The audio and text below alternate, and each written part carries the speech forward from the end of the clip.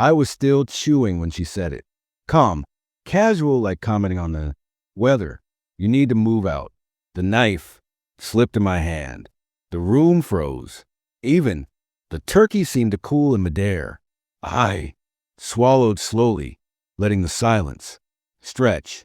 Really? I asked, voice even. She nodded without meeting my eyes. The family kept eating, pretending they weren't witnessing an execution.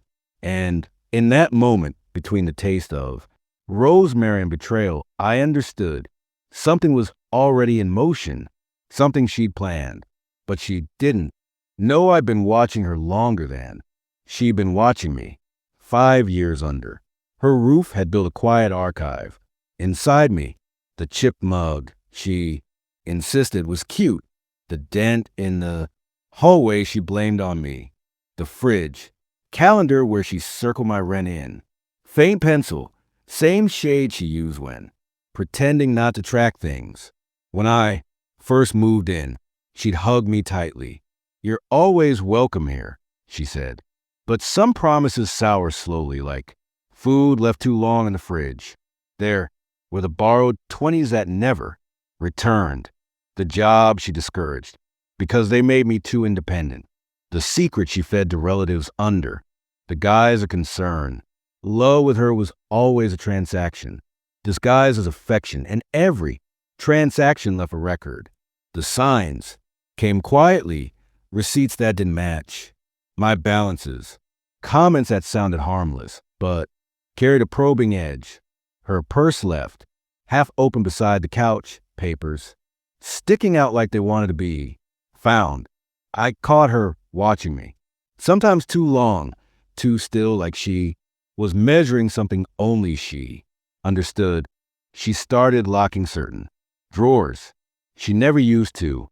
A trail was forming, and though I didn't know the destination yet, I recognized the pattern. Betrayal rarely arrives as a scream. It arrives as a whisper. The truth revealed itself in charity.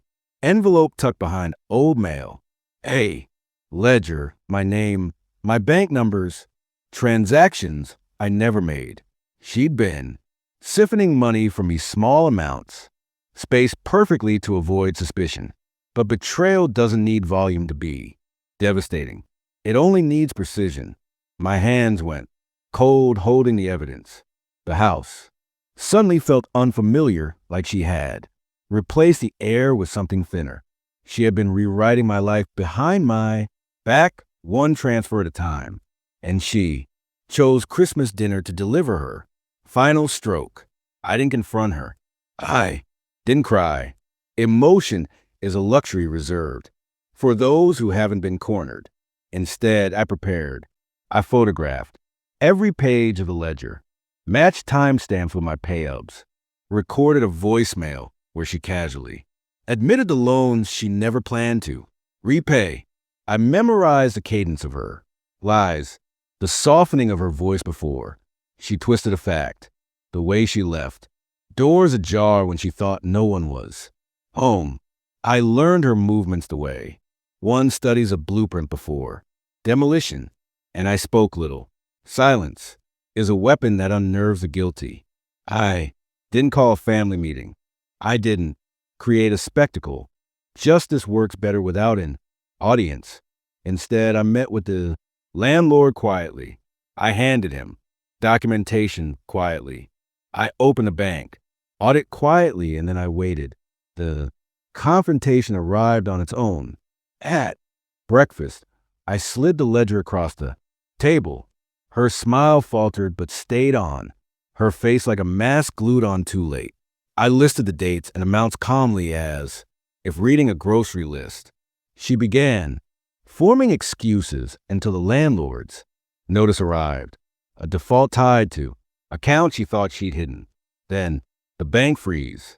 Then the calls from relatives she borrowed from. Then the sudden silence from friends who preferred not to drown with her. She looked at me as if seeing me for the first time, not as her child, but as the architect of consequences she never calculated. I raised you, she whispered, Not like this, I answered. She signed the repayment documents with a trembling hand. Apologies followed thin and belated. She packed that night. No theatrics, no final speech, just a slow unraveling of a life built on small thefts. When the door shut behind her, the house exhaled. So did I. Now the bills get paid from accounts she can't touch. I sleep under my own key on my own terms. The world feels level again. Sometimes I still hear her sentence. You need to move out, but it no longer stings. It marks the moment I stepped out of her script and wrote my own ending. The morning I left without a word was the same morning my revenge began, and the silence I carried with me, that was the loudest justice she ever heard.